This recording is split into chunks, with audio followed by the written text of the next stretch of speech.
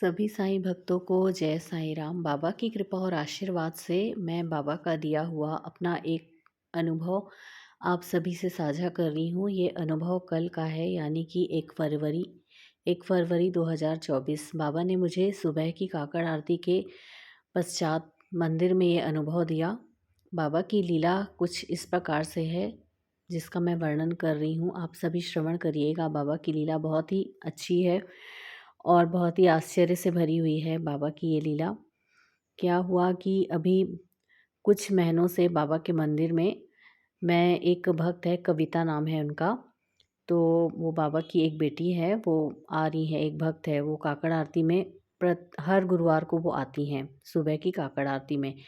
तो अभी उनसे करीब 2-3 महीने से ही ऐसे ही जैसे भक्त लोग आपस में मिलते हैं, तो हम लोग आपस में बाबा की आरती के बाद मतलब जय साईं राम मतलब बोलेंगे या ओम साईं राम बोलेंगे, बस इतनी ही बातचीत उनसे मतलब मेरी हो रही थी। तो फिर क्या हुआ कि करीब 2 हफ्ते पहले की बात है कि मैं उनको देखी कि वो बहुत दुखी थी। वो बाबा की आरती में लगातार मतलब उनको मैं देखी कि वो बहुत रो रही थी, बहुत ज़्यादा आँखों से आँसू बह रहे थे उनकी। तो पता नहीं मतलब मुझे ऐसा लगा कि इनको कुछ दुःख है।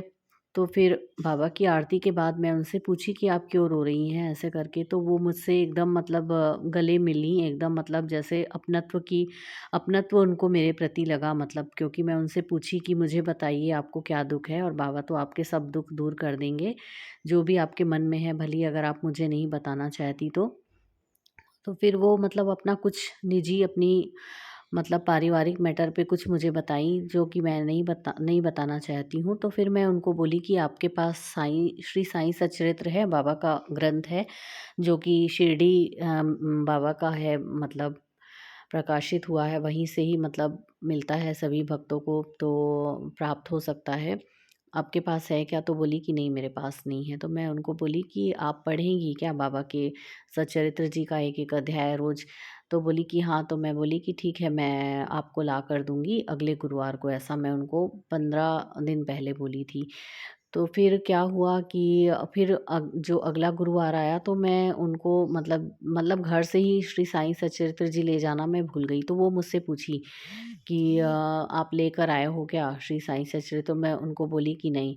फिर पिछले गुरुवार को भी क्या हुआ कि मैं ले जाना भूल गई, तो भी वो मुझसे पूछी काकड़ आरती के बाद कि दीदी आप लेकर आए हो क्या साईं सच्चरित्र? तो मैं बोली कि नहीं, मैं बिल्कुल भूल गई हूँ। तो फिर पिछले गुरुवार को मैं कविता को बोली कि मैं बिल्कुल पक्का से ना, मतलब जो कल गुरुवार गया 1 फरवरी, तो उसके लिए बोली थी कि मैं बिल्कुल पक्का आने वाले गुरुवार को आपको बिल्कुल ला कर दूँगी मैं, बिल्कुल एकदम पक्का से मैं ला कर दूँगी, आपको भूलूँगी नहीं। फिर कल क्या हुआ, गुरुवार को जैसे मैं ना 6:20 पे मेरी नींद खुली और एकदम मुझे बहुत हड़बड़ी हो गई। मेरे बच्चे का टिफ़िन बनाई और पति का भी टिफ़िन बनाई, और मैं बाबा के मंदिर में हलवा भी सुबह की आरती के लिए भोग प्रसाद के लिए बनाकर लेके जाती हूँ। तो हलवा बनाते-बनाते मुझे याद आया, बाबा ने मुझे याद कराया कि कविता के लिए लेकर जाना है साईं सच्चरित्र ग्रंथ। तो फिर मुझे याद भी था कि अलमारी में यहाँ पर रखा हुआ है, और मैं हलवा बनाते-बनाते ही सोची कि मैं जल्दी से मैं लेकर अलमारी का लॉक खोल के और सचैत्र निकाल लेती हूँ और फिर मंदिर लेकर जाऊँगी। तो फिर क्या हुआ, बस इतने ही मेरे मन में बात आई कि मैं लेकर जा रही हूँ, फिर मैं भूल गई, मुझे याद ही नहीं आया। और बाबा की आरती 7:30 को 7:35 या 7:40 तक तो शुरू हो ही जाती है, तो मैं फिर मंदिर पहुँची पल्लवी के साथ, मेरी फ्रेंड है जो, वो भी साईं भक्त है, तो उसके साथ मैं पहुँची। फिर क्या हुआ कि मंदिर पहुँच के मुझे याद आया कि अरे! मैं तो कविता के लिए साईं सच्चरित्र घर से लाना ही भूल गई हूँ। तो फिर मैं देखी कि कविता तो आई नहीं है आरती में, ऐसा मैं देखी। फिर मैं मन में सोची कि अरे वो तो आई नहीं है, और मैं तो लाना भी भूल गई हूँ बाबा, ऐसे करके मेरे मन में आरती में बीच में ये विचार आया। फिर आरती हो ही रही थी तो फिर मेरी नज़र गई, तो मैं देखी कि पीछे में कविता खड़ी थी। तो फिर मेरे मन में ऐसा आया कि अरे बाबा, अब ये तो आ गई है कविता और मैं तो लाना ही भूल गई हूँ सच्चरित्र, और मैं पिछले हफ्ते उसको बोली थी कि मैं पक्का से ले आऊँगी। अब मेरे मन में उस समय ऐसा आ रहा था कि मैं उसको क्या बोलूँगी, और ये भी सोचेगी मेरे लिए कि दीदी तो बोलती है, 3 हफ्ते से मुझे बोल रही है और लेकर भी नहीं आ रही है और कैसे भूल जाती है, ऐसा मेरे मन में ऐसा आ रहा था कि मैं उसको क्या बोलूँगी कि मैं आज भी भूल गई हूँ। फिर क्या हुआ कि जैसे ही आरती समाप्त हुई और प्रसाद वितरण होने लगा, तो मैं सीढ़ी पे बैठी थी। फिर कविता आई और वो मेरे माथे पर चंदन लगाई। वो सारे भक्तों के माथे पे चंदन लगाती है आरती के बाद, तो मेरे माथे पे भी चंदन लगाई। फिर मैं मन में सोची कि उसको कैसे बोलूँ कि मैं सच्चरित्र नहीं लेकर आई हूँ, आज भी भूल गई हूँ। बस ऐसा ही मैं मन में सोच रही थी कि उसको कैसे बोलूँ, तभी एक साईं भक्त हैं, मोना मिश्रा जी हैं, तो वो भी काकड़ आरती में आती है। और मैं उसको बोली भी नहीं थी कविता को, और ना ही मैं मोना जी को बोली थी कि मैं सच्चरित्र लाना इसके लिए भूल गई हूँ। मैं कुछ बात ही नहीं निकाली थी।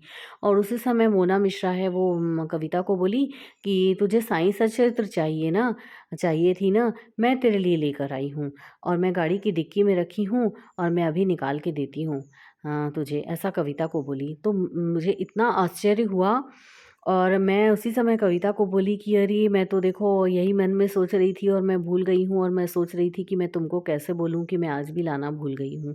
ये 3 हफ्ते से कंटिन्यू हो रहा है कि मैं भूल जा रही हूँ। चलो बाबा की मर्ज़ी।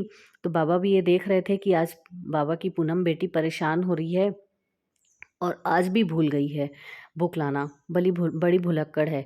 तो चलो देखो कैसे बाबा ने मोना के हाथों से डिक्की में रखवा दिए थे, गाड़ी की डिक्की में पहले ही। और मेरी तो उससे कोई चर्चा भी नहीं हुई थी कि मैं इसको सच्चरित्र लाने बोली हूँ कि दूंगी, और क्या कहते हैं, और आज मैं भूल भी गई हूँ। मैं तो कोई चर्चा भी नहीं निकाली हूँ आज।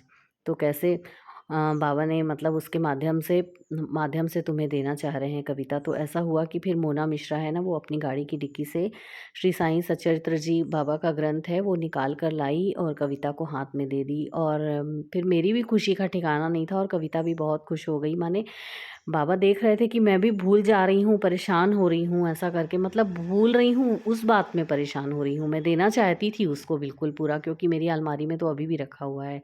बिल्कुल देना चाहती थी और लेकर भी जाती मैं उसके लिए, पर मैं भूल जा रही थी। बाबा ये देख रहे थे कि ये बड़ा परेशान हो रही है, भूल गई है एकदम काम-काम में। तो बाबा ने फिर मतलब मोना के हाथों से बाबा उसको देना चाहते थे। कुल मिलाकर बाबा ने उसे कैसे भी सच्चरित्र पहुँचा दी, कविता तक पहुँचा दी। तो ये बाबा की बहुत ही आश्चर्यजनक लीला है। और बाबा देखते हैं, बाबा की नज़र भक्तों की हर एक परिस्थिति पर बनी रहती है। तो बाबा मुझे देख रहे थे कि ये सुबह-सुबह इसको बहुत काम रहता है, और गुरुवार को मतलब जैसे बहुत ज़्यादा काम रहता है, विशेष कुछ काम रहता है घर पे।